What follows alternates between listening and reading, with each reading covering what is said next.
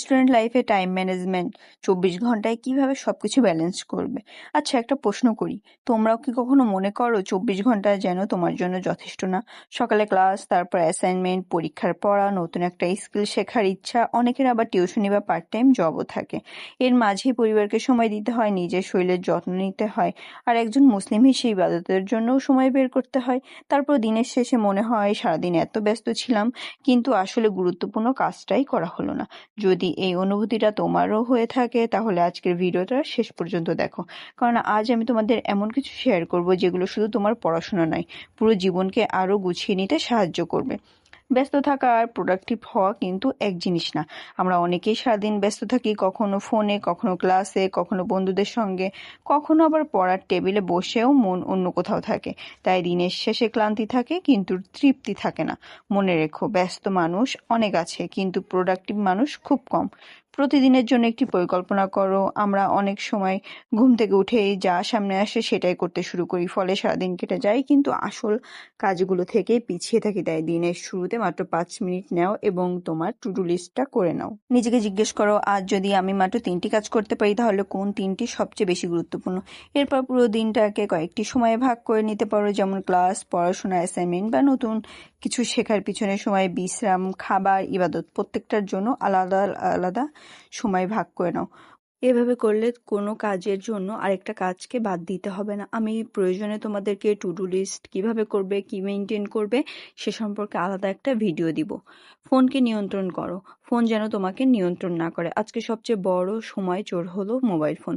আমরা বলি আচ্ছা মাত্র 5 মিনিট ফেসবুক দেখি, কিন্তু সেই 5 মিনিট যে কখন 30 মিনিটে পরিণত হয়ে যায় বুঝতেই পারি না। তাই পড়াশোনা বা গুরুত্বপূর্ণ কাজের সময় ফোনকে দূরে রাখো। মনে রাখবে, মনোযোগ ভেঙে গেলে শুধু সময়ই নষ্ট হয় না, কাজের মানও নষ্ট হয়। নিজের এনার্জি বুঝে কাজ করো।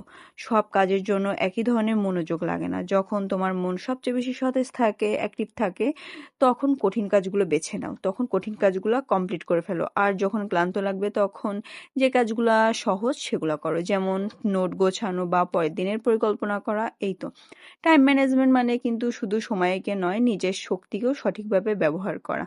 নিজের জন্যও সময় রাখো। অনেকে মনে করে সারাদিন শুধু পড়লেই সফল হওয়া যায়, কিন্তু বাস্তবতা হলো বিশ্রাম ছাড়া দীর্ঘ সময় ভালোভাবে কাজ করা কিন্তু সম্ভব না।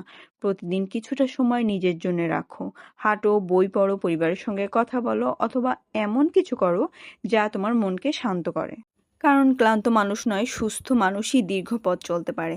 তাই এমনভাবে জীবন গুছিয়ে নেওয়া উচিত যাতে পড়াশোনা, দুনিয়ার দায়িত্ব এবং ইবাদত সব কিছুর মধ্যে সুন্দর ভারসাম্য থাকে। টাইম ম্যানেজমেন্ট মানে 24 ঘন্টাকে 48 ঘন্টা বানিয়ে ফেলা না। যে সময়টা আল্লাহ তোমাকে দিয়েছেন সেই সময়টাকে এমনভাবে ব্যবহার করো যাতে তোমার পড়াশোনা এগিয়ে যায়, নতুন দক্ষতা তৈরি হয়, পরিবার তোমাকে পায়, সুস্থ থাকো এবং আল্লাহর সঙ্গে সম্পর্ক আরও সুন্দর হয়।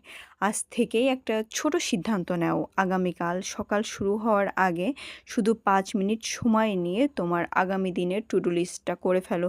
এটা চাইলে তোমরা আগের দিন রাতেও করে নিতে পারো। বিশ্বাস করো, এই টু ডু লিস্টটা যে আমাদের টাইম ম্যানেজমেন্টের জন্য এত বেশি ইফেক্টিভ, তোমরা কিছুদিন যদি এটা কন্টিনিউ না করো বুঝতে পারবে না।